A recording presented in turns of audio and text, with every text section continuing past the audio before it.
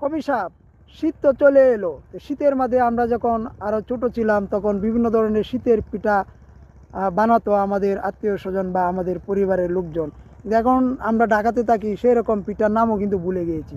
সেই বিষয়ে দিয়ে একটু স্মৃতিচারণ করতেন। জি, আমাদের যে কিশোরগঞ্জে বিশেষ করে যে শীত আসলে যে আমাদের এই যে মা চাচিরা যে বানাইতো গ্রাম বাংলা, আসলে আমাদের কিশোরগঞ্জের বিশেষ করে শীতের মধ্যে যে পিঠাটা বানানো হয় সেটা বেশিরভাগ হলো কলা পিঠা। তো কলা পিঠা কলা দিয়া আর এই গুড় দিয়া তারপরে চাল দিয়া বানানো হয়। এটা রাত্রে বানায় রাখলে পরে সকালবেলা যে শক্ত হয়ে থাকে বসে থাকে, খাইলে পরে মনে করেন খালি স্বাদেই লাগে। তো অনেক এলাকায় কি নাম বলে ডাকে, অনেকে সই পিঠা বলে বা বিভিন্ন নাম ডাকে। তো এটা নারিকেলও দেয়। তো অনেক মজা হয়। তো শীতের পিঠা কলা পিঠা, পুলি পিঠা, পাটিসাপটা, ভাপা পিঠা, চিতই, এগুলো শীতের পিঠা।